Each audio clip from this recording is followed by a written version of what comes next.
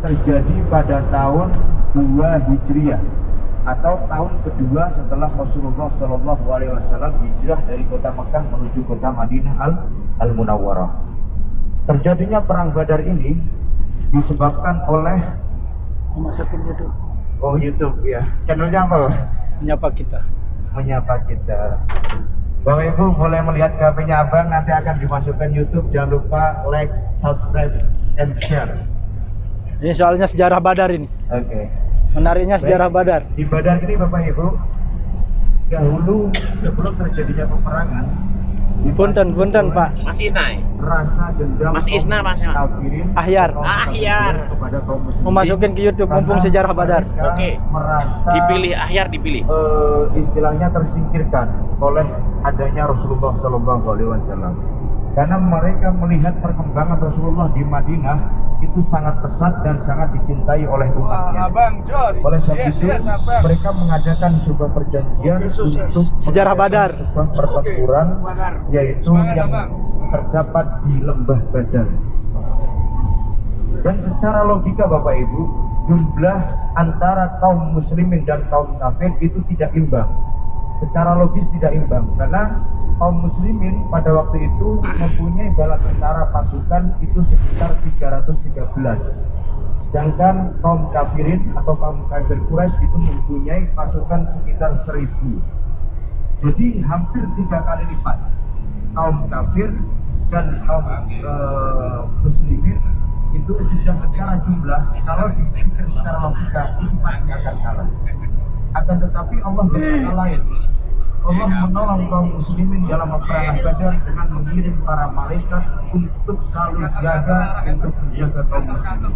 Oleh sebab itu, dalam peperangan Badar, akhir daripada peperangan Badar itu dimenangkan oleh kaum muslimin secara telak, sehingga pimpinan daripada kaum kafir waktu itu dipimpin oleh Abu Jahal. Dia meninggal dunia, bahkan menjadi tawaran pada waktu itu, menjadi tawaran pada perang Badar. Akan tetapi dalam perang Badar ini ada 14 sahabat yang gugur, dan nantinya insya Allah yang akan kita ziarahi tersebut nanti ada sebuah buku atau monumen yang di situ tertuliskan nama-nama dari sahabat-sahabat Rasulullah yang gugur dalam peperangan Badar, termasuk nanti di sana, kalau saya nggak kurang hafal nama-namanya gitu. Jadi nanti insya Allah kita akan baca bersama-sama di sana. Jadi setelah perang Badar terjadi, kaum muslimin mempunyai kemenangan yang sangat gemilang. Dan justru begitu lagi, setelah terjadinya perang Badar, kaum kafirin membuat ulah lagi. Kaum kafir menginginkan banding atau perang kedua atau dalam istilah perang dendam yang diadakan di Uhud, Jabal Uhud. Oleh sebab itu Jabal Uhud ini peperangannya terjadi setelah terjadinya perang Badar. Perang Badar terjadi pertama ketika hijrahnya Rasulullah di kota Madinah Al-Munawwarah, yaitu tahun kedua. Setelah itu disusul oleh perang Uhud. Perang Uhud ini dipicu oleh dendamnya kaum kafirin kepada kaum muslimin. Kok bisa wong 1000 nglawan 313 kok iso menang wong sing 313. Jadi gak terima mereka sehingga mengadakan perang Uhud. Perang Uhud ini sebagai pemicu karena banyak sekali panglima-panglima dari kaum kafir yang gugur dalam perang Badar. Di Uhud tersebut Bapak Ibu juga mempunyai beberapa versi, yaitu episode pertama itu sudah dimenangkan oleh kaum muslimin.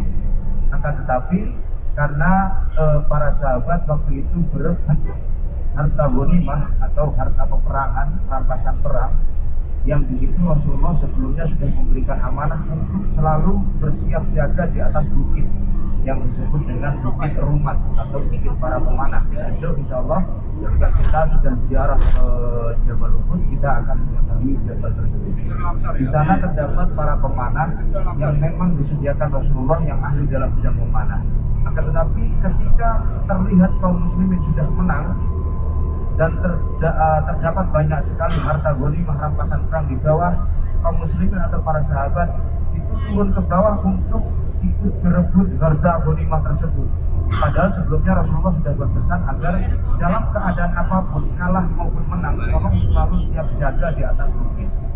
akan tetapi namanya kita seorang manusia itu jiwa kemanusiaannya untuk harta itu pasti ada, sehingga turunlah para sahabat untuk ikut mengambil harta rampasan perang.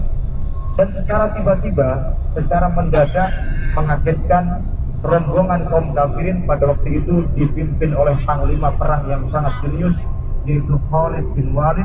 Mereka adalah panglima dan juga para balap kuda pada waktu itu datang dari belakang Jabal Rumat, dan mereka naik ke atas untuk menduduki posisi para pemanah tersebut, sehingga sekarang sudah ibaratnya sudah tidak bisa naik lagi, dan dari pihak Khalid bin Walid itu tinggal memanai dari atas, sehingga terjadilah keguguran banyak sekali para sahabat pada perang Uhud.